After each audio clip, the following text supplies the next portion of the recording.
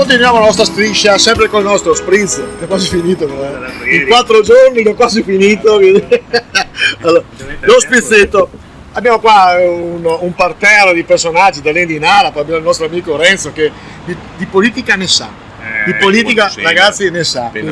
Quanti anni è che fai politica? Ho cominciato quando mi sono a tempo pieno da quando sono diventato segretario di Bisagno. Parlavamo di Salvini ieri, abbiamo lasciato con la sospensione. Ieri parlavamo di Salvini. Allora, Salvini, al di là della mossa, al di là del carico mediatico che c'ha, personaggio che è un po' adesso un po' dietro le quinte, però fino a 2 settimane fa era onnipresente, TV, social, quello che vuoi. Grande statista o grande pirla? Beh, probabilmente grande statista è un po' presto. Diciamo che quest'estate ha fatto la figura del grande pirla. Tu dici che non era una mossa premeditata? No. Cioè lui ha calcolato male i conti? No, lui evidentemente ha pensato di accelerare i tempi creando le condizioni per andare a votare subito. E siccome però chi decide è il Presidente della Repubblica, se non c'è una maggioranza in Parlamento si va alle elezioni, e i partiti che erano in Parlamento hanno dimostrato che c'era un'alleanza. Ma qualcuno diceva che Zingaretti aveva promesso che, e poi dopo invece ha tirato indietro è probabile che il buon Salvini abbia stato ingenuo, abbia fatto abbia sondato, però in quel momento Zingaretti fino a quel momento Zingaretti aveva dichiarato in tutte le sedi che lui non avrebbe fatto nessuna alleanza con i 5 Stelle.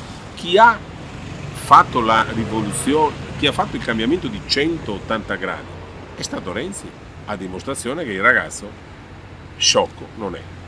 Renzi ha detto: io propongo un'alleanza con chi mi ha sputato in faccia, ha denunciato i miei genitori, li ha offesi, vilipesi, però io guardo, quella occasione gliel'ha regalata purtroppo Salvini, perché il dire rompiamo di solito fa parte dell'armamentario di coloro che qui siamo al bar, lo possiamo anche dire, dell'armamentario di quelli che urlano di più al bar.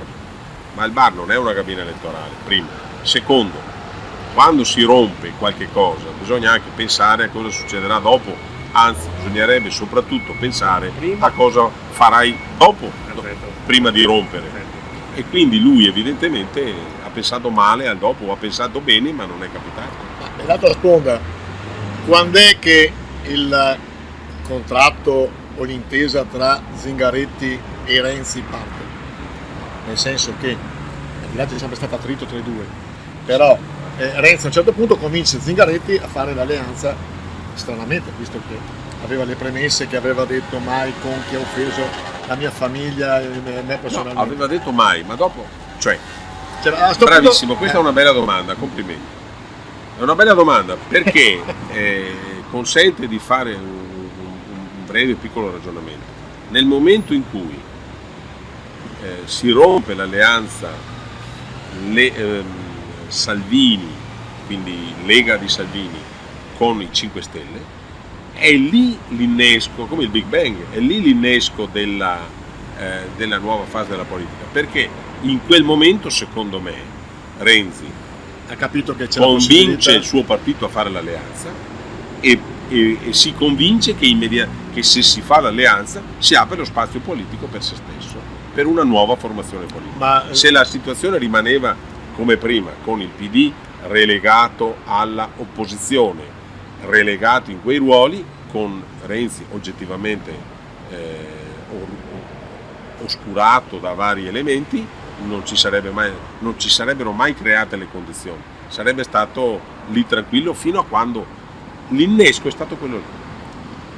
Con la fine delle ideologie, esatto, mai dire mai. No, mai. Vado, facciamo un'introduzione. Domani sai di cosa parliamo? No. Di diritti esclusivi di pesca. Argomento molto delicato. E chiudiamo la settimana.